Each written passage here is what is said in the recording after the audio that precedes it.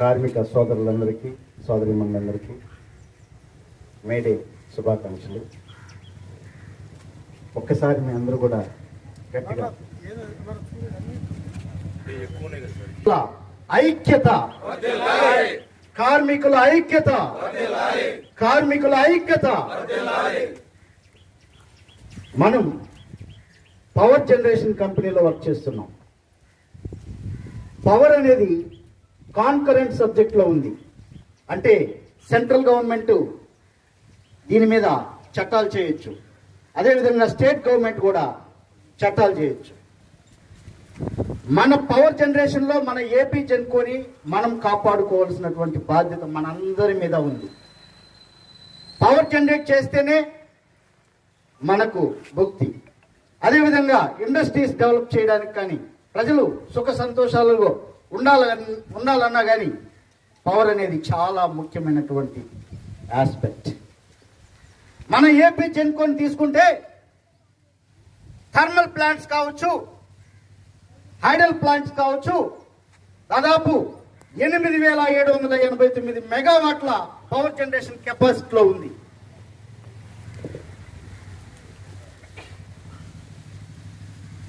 ఎస్డిఎస్టిపిఎస్ 3 యూనిట్లు 800 మెగావాట్ల చొప్పున దాదాపు 2,400 మెగావాట్ల పవర్ జనరేషన్ కెపాసిటీలో ఉంది. విటిపిఎస్ లో 210 మెగావాట్ల చొప్పున 6 యూనిట్లు, అదేవిధంగా ఒక 500 మెగావాట్ల యూనిట్ ప్లాంటు, అదేవిధంగా 800 మెగావాట్ల పవర్ ప్రాజెక్ట్ ఉంది. ఆర్టీపీపీ తీసుకుంటే దాదాపు 5 యూనిట్లు 210 మెగావాట్లతో పవర్ జనరేట్ చేస్తూ ఉంది. అదేవిధంగా 600 మెగావాట్ల పవర్ జనరేషన్ కెపాసిటీ ఉంది. హైడల్ ప్లాంట్ లో ముఖ్యంగా శ్రీశైలం ప్రాజెక్ట్, అదేవిధంగా లోయర్ సీలేర్ కావచ్చు, అప్పర్ సీలేర్ కావచ్చు, డొంకరాయి కావచ్చు, చెట్టిపేట కావచ్చు, మన Nagarjuna Sagar right canal power house కావచ్చు, నాగార్జున సాగర్ టేల్ పాండ్ డ్యామ్ కావచ్చు, ప్రతిదీ కూడా ఈ యొక్క అదే దాంతో పాటుగా మనకు సోలార్ పవర్ ప్లాంట్ కూడా 400 మెగావాట్ల పైచిలకు మనకు ఉంది. ఎందుకు చెప్తున్నానంటే భారతదేశంలో దాదాపు 5,32,000 మెగావాట్ల పైగా ఉంది power generation capacity. Private sector కావచ్చు, ప్రభుత్వ సెక్టార్ కావచ్చు.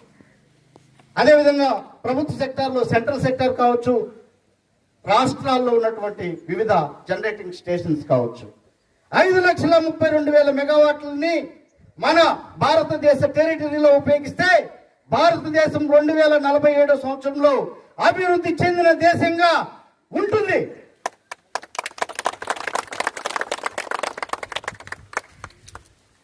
ఏ వర్క్ చేయాలన్నా పవర్ పవర్ పవర్. కాబట్టి మీ అందరూ కూడా మన సంస్థని అభివృద్ధి చేసే దిశగా వర్క్ చేయాలి, పర్ఫామ్ చేయాలి. మీ డ్యూటీ మీరు సక్రమంగా చేస్తే మన సంస్థ అభివృద్ధి చెందుతుంది. అందులో ఏమాత్రమూ సందేహం లేదు. దాంతో పాటుగా మన ఏపీ జెన్కో మేనేజ్మెంట్ లో ఉన్నటువంటి డైరెక్టర్స్ కావచ్చు, చీఫ్ ఇంజనీర్స్ కావచ్చు, top level management, middle level management అందరూ కూడా మనందరికీ సహకరిస్తారని ఈ సభాముఖంగా తెలియజేస్తూ ఉన్నాం. మనం వర్క్ చేస్తే మన మేనేజ్మెంట్ మీ అందరికీ ఒక సపోర్ట్ గా వెన్నుదన్నుగా ఉంటుందని ఈ సందర్భంగా మీకు తెలియజేస్తూ ఉన్నాం. మన పవర్ జనరేషన్ లో 210 మిలియన్ యూనిట్స్ చేసేటటువంటి కెపాసిటీ మన ఏపీ జెన్కో. ఎన్ని million units? More than 210 million units is going to be generated in AP Genco particularly. We are able to generate only 110 million units per day. It's more than 50% is able to generate. Now our PLF is only 50 to 60%. So, మీరందరూ కూడా ఈ కార్మికులందరూ లేదే మన power plant లేదు. ఏ machine work చేయాలన్నా, ఏ file move కావాలన్నా ఈ కార్మికుడే. కాబట్టి కార్మికుడా జిందాబాద్. ఈ అవకాశం ఇచ్చినటువంటి ప్రతి ఒక్కరికి మా యొక్క నమస్కారములు. అదేవిధంగా మన ఎస్సీ గారు వెంకటరమణ గారు సారు ఈ మేడే సందర్భంగా ఈ యొక్క జెండాని ఆవిష్కరింపజేసేటటువంటి అవకాశం మన ఓఎన్ఎం సోదరులందరికీ ఇచ్చారు. Thank you very much sir వారి తరఫున. అదేవిధంగా మరొక మాట, 2026 ఏప్రిల్ పిఆర్సి మనకు డ్యూ ఉంది. అది రీసెంట్గా 21 ఏప్రిల్ 21 ఏపీ ట్రాన్స్కో జేఎండి గారిని మేము కలవడం జరిగింది. పిఆర్సి రిపోర్ట్ ఇవ్వడం జరిగింది మా జేఏఓ అసోసియేషన్ నుంచి. వారు సానుకూలంగా స్పందించారు. మాక్సిమం పే స్కేల్ 8 lakhs ఉండాలని చెప్పడం జరిగింది. మినిమం పే స్కేల్ కూడా 95,000 రూపీస్ ఉండాలి ఈ 2022 పిఆర్సికి అని మేము వారికి విన్నవించడం కూడా జరిగింది. కాబట్టి ప్రతి ఒక్కరు కూడా మేనేజ్మెంట్ మనకు అనుకూలంగా ఉంది. వారు చాలా సానుకూలంగా ఉన్నారు.